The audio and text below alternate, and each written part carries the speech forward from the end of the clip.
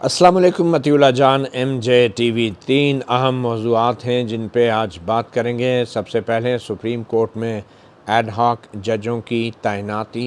दूसरा मखसूस नशस्तों के हवाले से सुप्रीम कोर्ट के हुक्म पर अमल दरामद हो रहा है, होगा या नहीं, और तीसरा ये अफवाहें गर्म हैं और कुछ हमारे सीनियर सहाफ़ी हज़रात के ज़रिए ये पैगाम लोगों तक पहुंचाया जा रहा है कि हालात ख़राब हो सकते हैं और मुल्क में इमरजेंसी का नफाज भी हो सकता है, और कुछ सहाफ़ी हज़रात तो इसको इमरजेंसी प्लस का नाम दे रहे हैं। तो इन तीनों मौज़ूआत पर हम बात करेंगे। सबसे पहले एड हॉक जजों के हवाले से 4 जजों के नाम गए थे,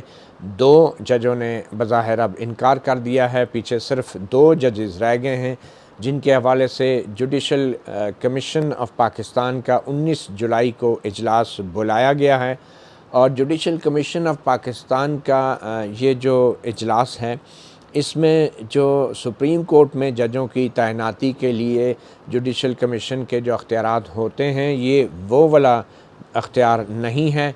इस आइन के आर्टिकल 182 के मुताबिक सदर ममलकत की मंजूरी से chief justice of Pakistan judicial commission of Pakistan की मशावरत से सुप्रीम कोर्ट में एड हॉक जज यानी आर्जी जजेस की तैनाती कर सकते हैं। और इसमें जुडिशल कमीशन का अख्तियार जो है वो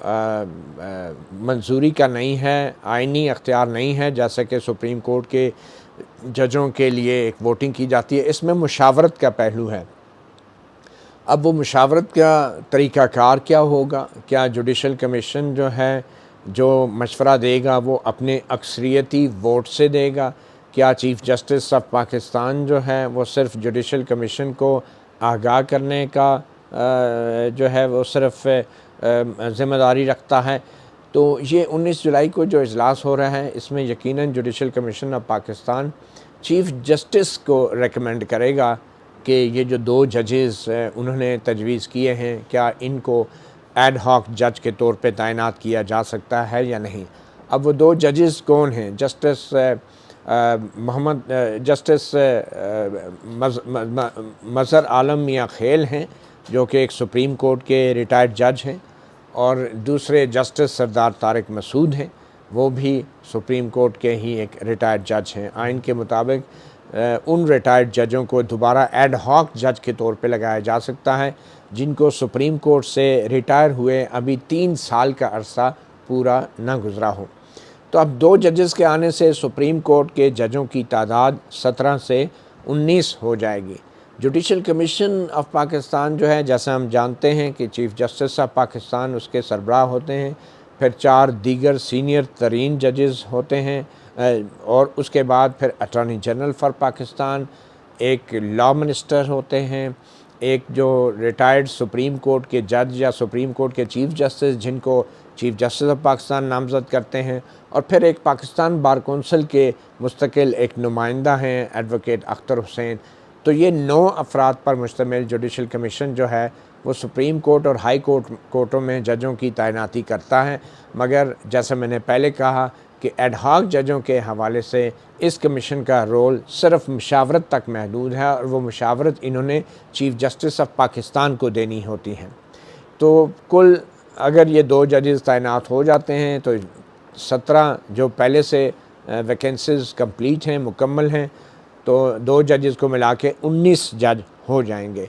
तो फिर 19 जजेस की फुल कोर्ट, जब भी फुल कोर्ट बैठेगी तो इसमें ये 2 एड हॉक जजेस भी शामिल होंगे। मगर एड हॉक जजेस का आपको बताते चलें कि ये एड हॉक जज जो हैं तमाम सुप्रीम कोर्ट के जजेस से सीनियरिटी में जूनियर तरीन होते हैं। इसलिए हमने माजी में भी देखा, जब जस्टिस खलीलुर रहमान रमदे जो बड़े ही सीनियर एक जज थे, जब वो रिटायर हुए और उनको एड हॉक जज तैनात किया गया, तो उनको बिल्कुल सबसे जूनियर तरीन जज के से भी पीछे, मतलब एक कोने में बिठाया गया जब एक बार फुल कोर्ट का इजलास हुआ था। तो इसलिए आम तौर पे जो रिटायर्ड सुप्रीम कोर्ट के जजेस होते हैं वो ये अच्छी तरह जानते हैं कि उनकी हैसियत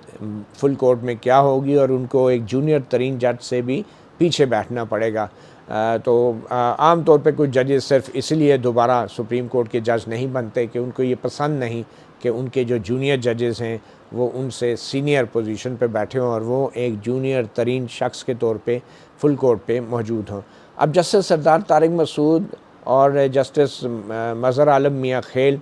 ये कौन हैं, इनका क्या पस मंज़र है, इसके ऊपर जुडिशल कमीशन में हो सकता है ज़रूर बहस हो। और जहाँ तक अहलियत का ताल्लुक़ है, जुडिशल कमीशन में जस्टिस सरदार तारिक मसूद और जस्टिस मज़हर आलम मियाँ खेल जो हैं, उनकी अहलियत पे तो कोई सवाल जवाब नहीं होगा क्योंकि वो ऑलरेडी सुप्रीम कोर्ट के जज रहे हैं। तो फिर इनके बारे में जुडिशल कमीशन से किस किस्म की मशावरत चीफ़ जस्टिस चाहेंगे? मेरे ख़्याल में इनके हवाले से अगर जुडिशल कमीशन में कोई बात हुई, अगर कोई बहस हुई भी, तो वो ज़्यादा से ज़्यादा इसका एतराज़ जो है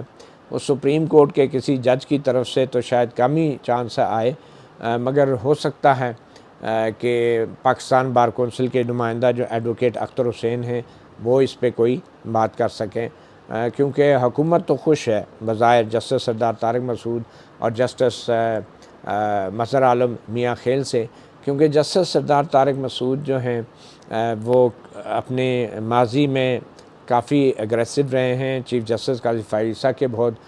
करीब समझे जाते हैं, लाहौर से उनका ताल्लुक़ है। और आपको याद होगा जब चीफ़ जस्टिस काज़ी फ़ाइज़ ईसा के ख़िलाफ़ सदारती रेफरेंस आया था तो ये एक बेंच पे मौजूद थे और शायद 9 रुकनी बेंच था, जिसमें जस्टिस सरदार तारिक मसूद, जस्टिस एजाज़ुल एहसन पे ये एतराज़ हुआ कि अगर जस्टिस काज़ी फ़ाइज़ ईसा जो हैं उनको ओहदे से हटा दिया जाता है तो जस्टिस सरदार तारिक मसूद जो हैं वो 6 महीने के लिए चीफ़ जस्टिस बन जाएंगे और जस्टिस एजाज़ुल एहसन हैं उनके चीफ़ जस्टिस के मुद्दत ओहदा में 1 साल का इजाफ़ा हो जाएगा। तो इसलिए इन दोनों जजों को जस्टिस काज़ी फ़ाइज़ ईसा के ख़िलाफ़ सदारती रेफरेंस की समाअत करने वाले बेंच में नहीं होना चाहिए। अब ये वो बेंच था जिसमें जस्टिस एजाज़ुल एहसन बहुत लैतोलाल से काम ले रहे थे, वो रिक्यूज़ नहीं करना चाह रहे थे, मगर जस्टिस सरदार तारिक मसूद ने रिक्यूज़ किया और कहा कि मैं ये केस नहीं सुनूंगा, जिसके बाद जस्टिस एजाज़ुल एहसन को भी चारों नाचार वो बेंच छोड़ना पड़ा। तो जस्टिस सरदार तारिक मसूद चीफ़ जस्टिस काज़ी फ़ाइज़ ईसा के इस हवाले से काफ़ी करीब हैं। अब दूसरे जो जस्टिस मज़हर आलम मियाँ खेल जो हैं, इन्होंने एक केस में इसमें जो कासिम सूरी वाली रूलिंग थी डिप्टी स्पीकर की, जिसमें उन्होंने अदम एतमाद की तहरीक इमरान खान के ख़िलाफ़ उड़ा के रख दी थी और उसको मुस्तरद कर दिया था और जिस पे सुप्रीम कोर्ट आधी रात को बैठ गई थी और उस रूलिंग को जो है सुप्रीम कोर्ट ने गैर आइनी करार दे दिया था। तो उस रूलिंग को गैर आइनी करार देने के एक फ़ैसले में एक इजाफ़ी नोट लिखा था, वो थे जस्टिस मज़हर आलम मियाँ खेल, और उस इजाफ़ी नोट के अंदर उन्होंने ये कहा था कि ये जो कासिम सूरी ने रूलिंग दी है अदम एतमाद की तहरीक के ख़िलाफ़, ये बज़ाहिर जो आइन के अंदर अवामी नुमाइंदों के ज़रिए हुक्मरानी का जो हक़ है उसकी संगीन खिलाफ वर्जी हुई है उस रूलिंग की वजह से। और ये पार्लियामेंट के लिए सोचने का मुकाम है कि आया वो इस अमल को आइन से संगीन गद्दारी का बराबर समझती हैं, और अगर पार्लियामेंट चाहे तो वो कासिम सूरी की इस रूलिंग और इसके पीछे जो किरदार थे उनके ख़िलाफ़ आइन से संगीन गद्दारी का मुकदमा भी चला सकती है, यानी आर्टिकल 6 के तहत कार्रवाई कर सकती है। अगर पार्लियामेंट चाहे तो वो इस पे भी गौर कर सकती हैं। तो ये जस्टिस मज़हर आलम मियाँ खेल की ये एक इजाफ़ी नोट था। तो ये दोनों जजेस इन अ वे जो हैं वो बज़ाहिर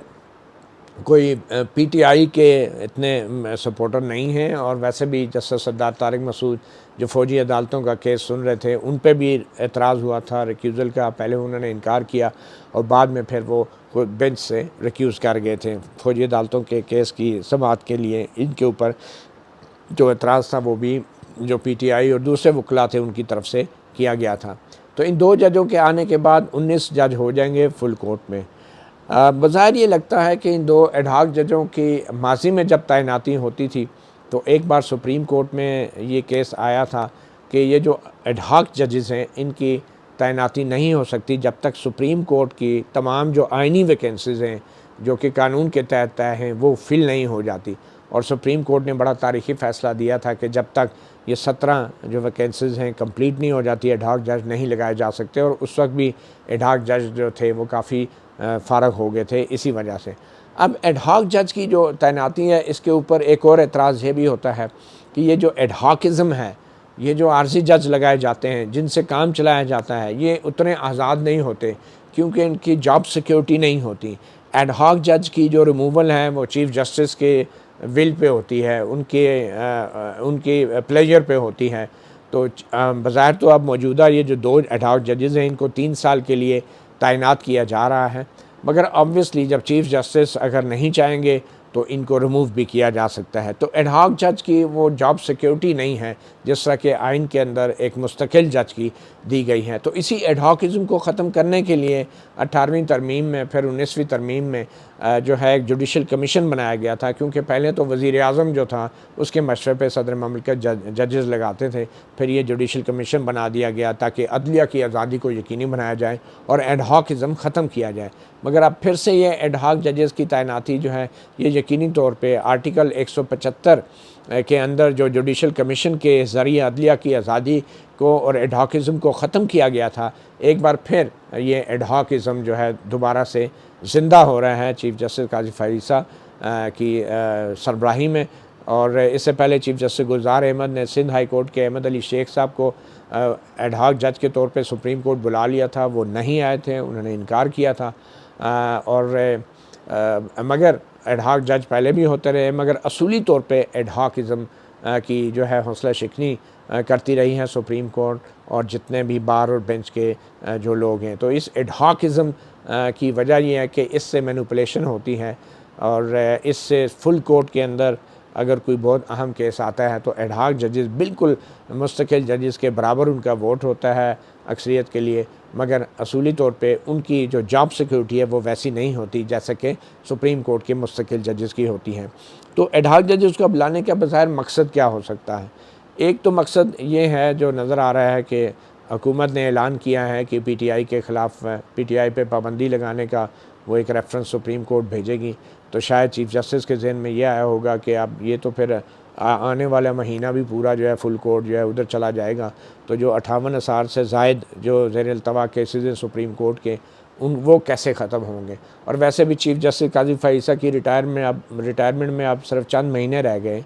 अब देखिए ये जुलाई है, अगस्त, सितंबर, अक्टूबर, नवंबर, यानी कि 3 महीने भी रह गए और शायद चीफ़ जस्टिस ये चाहते हैं कि कम से कम कोई ये ना कहे कि चीफ़ जस्टिस काज़ी फ़ायज़ जब आए थे तो उस वक्त 54,000 केसेस थे सुप्रीम कोर्ट में ज़ेर अल्तवा और अब जब रिटायर हुए हैं तो 60,000 केसेस छोड़ के गए हैं। तो चीफ़ जस्टिस थोड़ा सा पैनिक मोड में लग रहे हैं और शायद वो संजीदगी से ये सोच रहे हों कि जो 3-4 महीने बाद जो उनकी रिटायरमेंट होनी है तो उससे पहले कम से कम जो ये पेंडेंसी है ये 54,000 से कम 50,000 तक लाई जाए या कुछ ऐसे बेंच बनाए जाएं कि जो फुल कोर्ट की वजह से जो है मुतासर ना हो मामलात, या फिर लार्जर बेंचेस की वजह से मामलात मुतासर ना हो। तो लगता, और फिर एक वजह यह भी है कि सुप्रीम कोर्ट में जो क्रिमिनल केसेस के जजेस थे, सरदार तारिक मसूद जो हैं वो क्रिमिनल लॉ के फौजदारी कानून के बड़े माहिर हैं और इसी तरह जस्टिस मज़हर आलम मियां खेल भी। तो लगता है कि ये क्रिमिनल मैटर के जो केसेस हैं जो बहुत बड़ी तादाद है, कम से कम उनको वो एड्रेस करना चाह रहे हैं, जो कि इस वक्त सुप्रीम कोर्ट में उस लेवल पे क्रिमिनल या फौजदारी कानून के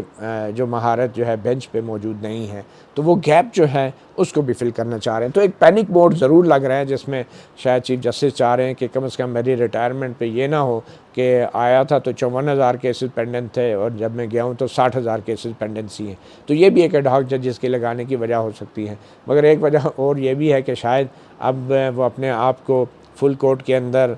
उस तरह की उन्हें सपोर्ट नहीं मिल रही मुख्तलिफ जजेस से, उनके लिए शायद जो 2 जजों और 3 जजों के बेंच बनाना है वो भी मुश्किल हो रहा है। और वो हर वक्त अब जस्टिस जमाल खान मंदोखेल के साथ तो हमेशा साथ रख के उनको आगे नहीं चल सकते, अब पीछे रह गए जस्टिस शाहिद वहीद हैं और जस्टिस जमाल खान मंदोखेल हैं और जस्टिस नईम अफ़गान हैं। तो सिर्फ इन 3 जजों के साथ तो वो अब अगले 3 महीने काम नहीं चला सकते। तो उन्हें 1-2 जजेस और चाहिए कि ताकि कहीं अगर लार्जर बेंच बनाना पड़ जाए 5 जजों का, 6 जजों का, तो उसमें कम से कम ये सारे जजेस हों जो कि उनके पॉइंट ऑफ व्यू को सपोर्ट करें। तो लार्जर बेंच के लिए भी अब उन्हें मज़ीद 2 जजेस एडहॉक चाहिए थे, जो मुझे लगता है अब मिल गए हैं। अब अगर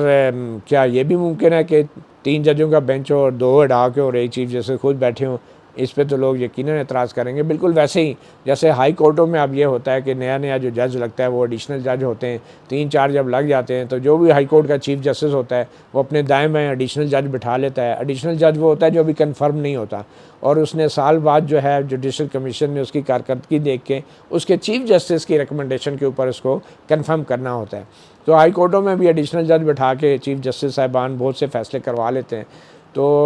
अगर सुप्रीम कोर्ट में भी ये काम शुरू हो गया तो ये बड़ी ही एक मज़ा का खेज सूरत हाल पैदा हो जाएगी। तो एडहॉक जजेस के लाने की बहुत से फ़ायदे भी हैं और नुकसान भी हैं। सबसे बढ़ के ये कि अभी फिर नीचे हाई कोर्टों से, ख़ास तौर पे इस्लामाबाद हाई कोर्ट से, लाहौर हाई कोर्ट से, दूसरी हाई कोर्टों से जो पीटीआई से मुतल्लक मुकदमात हैं, जो साइफ़र केस है, जो कि दूसरे तोशाखाना केसेस हैं, जो अपीलों में अब सुप्रीम कोर्ट में आएंगे, जो इलेक्शन ट्राइब्यूनल के मामलात हैं, जितने भी पीटीआई से रिलेटेड केसेस हैं, तो कई केसों में लार्जर बेंच भी बनाना होगा। तो उसके लिए भी 2 एडहॉक जजेस जो हैं मेरे ख्याल में they will come in handy, और चीफ जस्टिस की बड़ी हेल्प होगी अगर वो चाहेंगे कि इन केसेस को किस तरीके से और किस सिमत में इन केसेस का फ़ैसला होना चाहिए। अब अगर फुल कोर्ट होती है और पीटीआई के ख़िलाफ़ पाबंदी लगा देती है गवर्नमेंट और मामला फुल कोर्ट में आता है, तो उस फुल कोर्ट में भी 19 जजेस जो हैं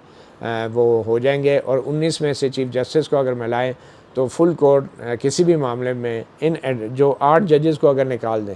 तो पीछे रह जाएंगे 5 जो कि अब चीफ जस्टिस के साथ हैं, और 3 दूसरे जो नए आए थे एडवोकेट, वो जो चीफ जस्टिस अकील अब्बासी जो सिंध हाई कोर्ट से आए थे, फिर मलिक शहजाद अहमद आए थे। तो ये 3 जजेस दूसरे जो वैकेंसियों पे आए, इनको मिला के मेरे ख्याल में चीफ जस्टिस काजी फाइज़ा के साथ लार्जर बेंच की भी एक स्ट्रेंथ अवेलेबल होगी 19 जजों में से, और अगर फुल कोर्ट बैठती हैं तो उसमें कम से कम एक रिस्पेक्टेबल सपोर्ट चीफ जस्टिस को भी होगी। पीटीआई की पाबंदी के हवाले से अगर फुल कोर्ट के सामने रेफरेंस आता है तो रिस्पेक्टेबल मैं इसलिए कह रहा हूँ कि शायद अभी भी अगर 19 जज भी कर लें तो मेरे ख्याल में मेजॉरिटी अभी भी किसी तौर पे भी किसी सियासी जमात पे पाबंदी के हक़ में नहीं होगी। और ख़ास तौर पे जो मखसूस नशस्तों का फ़ैसला आया है उस फ़ैसले से वाज़ेह तौर पे सियासी जमात की जिस अहमियत का इदराक किया गया है और इजहार किया गया है 8 जजों की तरफ से कि सियासी जमात को आप उसकी शनाख्त से नहीं छीन सकते, उसके बाद सियासी जमात पे पाबंदी लगाने का तो कम से कम उन 8 जजों के नज़दीक तो मेरे ख्याल में सवाल ही पैदा नहीं होता। और ख़ास तौर पे अभी आप देखेंगे जब तफसीली फ़ैसला आएगा मखसूस नशस्तों का तो उसमें इस चीज़ की और भी ज़्यादा अहमियत हाईलाइट हो जाएगी। तो अब आते हैं मखसूस नशस्तों के हवाले से। कुछ सहाफ़ी, कुछ तज्ज़ियाकार इस तरह की बातें कर रहे हैं कि ये जो हुकूमत है, जो इस्टेब्लिशमेंट है, ये किसी तौर भी मखसूस नशस्तों के हवाले से सुप्रीम कोर्ट के फ़ैसले पर अमल दरामद नहीं करेगी। मगर हकीकत ये है कि सुप्रीम कोर्ट ने जो हुक्म दिया है, सुप्रीम कोर्ट ने ये हुक्म ना तो हुकूमत को दिया है ना तो पार्लियामेंट को दिया है। ऐसा ये हुक्म सुप्रीम कोर्ट ने इलेक्शन कमीशन ऑफ पाकिस्तान को दिया है, और उसमें भी सुप्रीम कोर्ट ने इस हुक्म पे ऊपर अमल दरामद इलेक्शन कमीशन के किसी नोटिफिकेशन से नहीं किया। उन्होंने अपनी लैंग्वेज ये लिखी है कि जो 39 पीटीआई के अरकान थे जिन्होंने कागजात नामजदगी में पीटीआई को अपनी जमात ज़ाहिर किया था, वो तो ऑलरेडी पीटीआई के हो गए हैं। यानी कि ये 39 इस वक्त भी अगर असम्बली का इजलास बुलाया जाता है तो ये 39 जो हैं ये इमीडिएटली पीटीआई बतौर पार्लिमानी पार्टी अपना इजलास बुला सकती हैं और अपना एक पार्लिमानी लीडर भी वो अपॉइंट कर सकती है। पहले जो थे उमर अयूब साहब थे जो पार्लिमानी लीडर, वो सुन्नी इत्तेहाद कौंसिल के और उन पीटीआई के चंद लोगों को मिला के एक पार्लिमानी लीडर बने हुए थे। अब वो बतौर पीटीआई पार्लिमानी लीडर जो है वो इन 39 जो मौजूदा अरकान हैं वो बन सकते हैं, क्योंकि सुप्रीम कोर्ट ने कहा है कि ये जो 39 लोग थे they will deem to be elected candidates of PTI, यानी कि उसके लिए किसी नोटिफिकेशन की ज़रूरत नहीं है। दूसरा जो उन्होंने कहा है कि जो 41 बाकी रह गए जिन्होंने अपनी एफिडेविट्स में या नॉमिनेशन में पीटीआई का जिक्र नहीं किया था, या उन्होंने एफिडेविट दे के सुन्नी इत्तेहाद कौंसिल चले गए थे और उसकी वजह भी इलेक्शन कमीशन की गलती थी, इलेक्शन कमीशन के गलत फ़ैसले थे, तो इसलिए उनके बारे में भी इलेक्शन कमीशन ने कुछ नहीं करना। उनके बारे में भी अब उन 41 उम्मीदवार ने एक एफिडेविट देना है और उनकी सियासी जमात PTI ने उसकी तस्दीक करनी है और वो इलेक्शन कमीशन को जमा करा देना है। और जब वो जमा हो जाएंगे तो ऑटोमेटिकली वो 41 बंदे भी PTI के तसव्वुर हो जाएंगे। और इलेक्शन कमीशन ने सिर्फ ये करना है कि एक नोटिफिकेशन के ज़रिए आइन का जो शिक है 51(6)D उसके मुताबिक जो मखसूस नशस्तों की जो फार्मूला है वो इन 80 या 81 बंदों पे अप्लाई करना है और वो मखसूस नशस्तें PTI को दे देनी हैं। तो ये इलेक्शन कमीशन ने करना है जो करना है। और मुझे यकीन है कि इलेक्शन कमीशन बतौर एक आइनी अदारा सुप्रीम कोर्ट ऑफ पाकिस्तान के इस फैसले को डिफ़ाई नहीं कर सकता, क्योंकि अभी अगर ये जो मुद्दत सुप्रीम कोर्ट ने दी है इलेक्शन कमीशन को, ये एक किस्म की मोहलत दी है इलेक्शन कमीशन के कंडक्ट के हवाले से। अभी शॉर्ट ऑर्डर में सुप्रीम कोर्ट ने कुछ नहीं लिखा 8 जजों ने, लेकिन अगर अगले चंद हफ्तों के अंदर सुप्रीम कोर्ट के इस हुक्म के मुताबिक इलेक्शन कमीशन ऑफ पाकिस्तान ने 51(6)D के फार्मूले के तहत PTI के 80 जो MNAs हैं और चारों सूबाई असम्बलियों में PTI को मखसूस नशस्तों का नोटिफिकेशन जारी ना किया, तो फिर सुप्रीम कोर्ट के ये 8 जजेस जो हैं अपने तफसीली फ़ैसले में इलेक्शन कमीशन के साथ क्या करेंगे और चीफ़ इलेक्शन कमिश्नर के साथ क्या करेंगे, ये तो फिर आप तफसीली फ़ैसला पढ़ के ही आपको अंदाज़ा हो जाएगा। तो ये एक किस्म का शॉर्ट ऑर्डर जो है ये चीफ़ इलेक्शन कमिश्नर और इलेक्शन कमीशन ऑफ पाकिस्तान के लिए एक मोहलत है, एक ब्रीदिंग स्पेस है, एक डेडलाइन है कि तफसीली फ़ैसला आने से पहले इस पे अमल दरामद होना लाजमी है। नहीं हुआ तो फिर जो रही सही कसर है वो तफसीली फ़ैसले में। और तफसीली फ़ैसले में क्या हो सकता है? तफसीली फ़ैसले में इतना कुछ हो सकता है कि फिर PTI शायद वो 8 फरवरी के इलेक्शंस के हवाले से जो अलग से उन्होंने धानली की दरख्वास्त दायर की है ना, फिर उस दरख्वास्त की भी उनको ज़रूरत नहीं रहेगी। इस तफसीली फ़ैसले में chief election commissioner Sikandar Sultan Raja और इलेक्शन कमीशन के अरकान जो हैं उनको छुपने की भी फिर जगह नहीं मिलेगी और इलेक्शन कमीशन ऑफ पाकिस्तान के ख़िलाफ़ सुप्रीम कोर्ट या सुप्रीम जुडिशल काउंसिल को अज़ खुद कार्रवाई करने के हवाले से कोई इक़दामात करने पड़ेंगे। तो बहरहाल ये एक मखसूस नशस्तों के हवाले से, केस के हवाले से कुछ साफ़ी हज़रात अपनी लाइल्मी की वजह से जो वो एक ऐसी बातें कर रहे हैं ना कि बस इधर से सरकारी किसी अफसर ने कुछ कह दिया, किसी सियासतदान ने कुछ कह दिया तो बाहर आके विलाग कर दिया जी कि वो तो मूड में नहीं है सुप्रीम कोर्ट का फ़ैसला मानने के। अगर सुप्रीम कोर्ट का फ़ैसला ना माना तो फिर तौहीन अदालत तो बहुत बाद की बात है। पहले तो तफसीली फ़ैसला आएगा इलेक्शन कमीशन ऑफ पाकिस्तान के किरदार के हवाले से या फिर बद किरदार के हवाले से। तो ये मखसूस नशस्तों के हवाले से बात थी। अच्छा, अब तीसरी बड़ी बात जो बातें फैलाई जा रही हैं वो है जनाब के मुल्क में एमरजेंसी भी लग सकती है। अब ये एमरजेंसी मुंह से लफ्ज़ निकाल देना तो बड़ा आसान है। अब आइन के आर्टिकल 232 है शायद, आइन के तहत वफाकी हुकूमत एमरजेंसी नाफिज कर सकती है, मगर उसको आइनी एमरजेंसी कहते हैं। उसके लिए कौमी असम्बली की मंजूरी भी ज़रूरी है और अगर किसी सूबे में एमरजेंसी लग रही है या सूबों में लग रही है तो सूबाई असम्बलियों की भी बाद में जो है वो मंजूरी ज़रूरी होती है करारदाद के ज़रिए। तो आइनी एमरजेंसी वो तो आइन के अंदर मौजूद है, लेकिन क्या आइनी एमरजेंसी लगा के वही काम किया जा सकता है जो जनरल मुशर्रफ ने नाम नहाद एमरजेंसी प्लस लगा के किया था? नहीं, वो जजों को घर नहीं भेज सकते, जजों की तादाद कम नहीं की जा सकती, वो जो है सुप्रीम कोर्ट के फ़ैसलों को मुअत्तल नहीं कर सकते।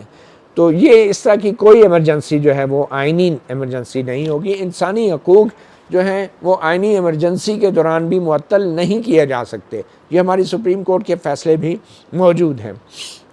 तो फिर क्या होगा? एमरजेंसी कौन सी एमरजेंसी? एक साहब ने कहा एमरजेंसी प्लस होगी। तो एमरजेंसी प्लस तो 3 नवंबर 2007 को जनरल मुशर्रफ ने भी लगाई थी और जनरल मुशर्रफ के ऊपर आइन से संगीन गद्दारी का मुकदमा चला था और एक खसूसी ट्राइब्यूनल बना था। उस खसूसी ट्राइब्यूनल ने, जिसकी आखिर में सरबराही जस्टिस वक़ार सेठ मरहूम कर रहे थे, उन्होंने जनरल मुशर्रफ को 7 मरतबा सज़ाए मौत देने की सज़ा सुनाई। बल्कि उन्होंने ये भी कहा था कि जनरल मुशर्रफ जो मुल्क से बाहर थे उस वक्त अलील थे कि अगर वो ज़िंदा नहीं गिरफ़्तार होते, अगर वो ज़िंदा नहीं है तो भी उनकी डेड बॉडी को ला के D चौक में लटकाया जाए। गो के ये जस्टिस वक़ार सेठ का एक अपना एक जज के तौर पे ये फ़ैसला था जिससे दूसरे 2 जजों ने इत्तफाक नहीं किया था, मगर सज़ाए मौत की हद तक 2-1 की अक्सरियत से जनरल मुशर्रफ को सज़ा सुनाई गई थी और उनको आइन से संगीन गद्दारी का मुजरम करार दिया गया था। और इस हवाले से जस्टिस मुज़ाहिर नकवी और चंद दीगर जजों पर मुश्तमिल हाई कोर्ट के जज ने बेंच ने गैर मामूली तौर पर सज़ा को ख़त्म किया, ट्राइब्यूनल के ख़िलाफ़ फ़ैसला दिया और उसके ख़िलाफ़ जो सुप्रीम कोर्ट में पे चीफ जस्टिस काजी फाजिसा की सरबराही में जो बेंच था, उन्होंने कहा वो लाहौर हाई कोर्ट वाला फ़ैसला गलत था, वो नहीं हो सकता था। जनरल मुशर्रफ की सज़ा बरकरार थी और जनरल मुशर्रफ की जो डेथ हुई है वो एक सज़ा याफ्ता मुजरम के तौर पर हुई है, आइन से संगीन गद्दारी के मुर्तकिब मुजरम के तौर पे जनरल मुशर्रफ की सज़ा हुई है। और इसके सब के बावजूद भी जब उनकी डेड बॉडी लाई गई तो उनको रस्मी एक फ़ौजी एजाज़ के साथ दफनाया भी गया और मुल्क और आइन से संगीन गद्दारी के उस मुजरम की जो सज़ाए मौत सुप्रीम कोर्ट ने बरकरार रखी थी, उस पर बज़ाहिर उस पर उस तरीके से अमल नहीं हुआ जिस तरह के होना चाहिए था। और अमल यही होता है ना कि आप उसका जनरल का टाइटल भी उससे ले लेते हैं, तमाम मुराद उससे ले लेते हैं, तमाम मेडल्स और उससे एजाज़ात छीन लिए जाते हैं, मगर किसी सिविलियन हुकूमत को अभी तक ये हिम्मत नहीं हुई कि कम से कम ये कागजी कार्रवाई ही कर दे। तो अब आर्टिकल 6 की जो यही नून लीग की हुकूमत बात कर रही है सदर अलवी पे लगाने की, इमरान खान पे लगाने की, ये एक अपना मजाक उड़ाने वाली बात है। आर्टिकल 6 का मजाक उड़ाने वाली बात है कि आप जो हैं सियासतदानों के ऊपर ये लगा रहे हैं। और इससे तो अच्छा था कि नवाज़ शरीफ जो है प्रेस कॉन्फ्रेंस कर देते कि मुझसे गलती होगी, जनरल मुशर्रफ के ख़िलाफ़ मैंने केस किया था। इससे ज़्यादा मैं समझता हूँ शर्मनाक हरकत किसी हुक्मरान जमात से नहीं हो सकती कि एक तरफ तो फ़ौजी आमिर के ख़िलाफ़ आर्टिकल 6 लगाने का बड़ा फ़ख्र से बताते हैं कि हमने कार्रवाई की, और दूसरी तरफ से उसी आर्टिकल 6 को अपने सियासी मुखालफिन पर लगाने का ऐलान करके उस आर्टिकल 6 की जो अहमियत है, जो रोब और दबदबा है, उसको भी आप बिल्कुल ख़त्म कर रहे हैं और अपना मजाक उड़ा रहे हैं। तो इसलिए मैं कहता हूँ बेहतर ये था कि जनरल मुशर्रफ के लवाकिन से जाके नवाज़ शरीफ उनके पाँव पड़ जाते और कहते बस गलती होगी माई बाप। तो हुकूमत अभी भी शहबाज शरीफ की, नून लीग की है, नवाज़ शरीफ की है, मगर अभी भी जनरल मुशर्रफ को दी गई सज़ा के बाद जो होना चाहिए था, उनके एजाज़ात, उनकी सारी जायदादें और उनका जो टाइटल था वो ज़ब्त होने चाहिए थे, कुछ भी नहीं कर सके शहबाज शरीफ और नवाज़ शरीफ। और नवाज़ शरीफ अपनी बज़ाहिर गोशा नशीनी है, लेकिन वो एक मौके की तलाश में कि शायद कोई ऐसी सुरंग निकल आए कि फिर से कुछ देर के लिए वज़ीर आज़म बन जाए या फिर उनकी बेटी वज़ीर आज़म बन जाए। तो ये जो बात हो रही है ना कि एमरजेंसी की, तो एमरजेंसी इतना आसान नहीं है। अदालतों ने पहले फ़ैसले दिए हुए हैं ऐसी ही एमरजेंसी के हवाले से, और ये सिर्फ एमरजेंसी की बातें सहाफ़ी हमारे बेचारे कुछ इस्तेमाल होते हैं और बड़ करके हर जगह तरजीहों में हमें ज़राए ने बताया एमरजेंसी आ रही है, एमरजेंसी आ रही है, एमरजेंसी आ रही है, एमरजेंसी प्लस लग रहा है। ये सिर्फ जजों पे दबाव डालने वाली बात है, अदलिया पे प्रेशराइज़ करने वाली बात है, क्योंकि अब बरह रास्त मुदाखलत के रास्ते जो थे वो शायद मसदूद हो गए हैं, महदूद हो गए हैं। तो अब ये इस सहाफ़ियों को रबर स्टैम्प कहूँगा की तरह इस्तेमाल करके जो है इस तरह का प्रोपेगेंडा करके जजों को दबाव में लाने की कोशिश की जा रही है। मुझे नहीं लगता कि ऐसी कोई इमरजेंसी वाली सूरत हाल है, और जो मखसूस नशस्तों वाला फ़ैसला है उस पर भी अमल दरामद ज़रूर होगा। मगर बहुत कुछ डिपेंड करता है कि चीफ़ जस्टिस काजी फाजिसा जो है वो कहाँ खड़े हैं और क्या वो खड़े भी हैं या नहीं। मतियुल्लाह जान, MJ TV से इतना ही, इजाज़त दीजिए, अल्लाह हाफ़िज़।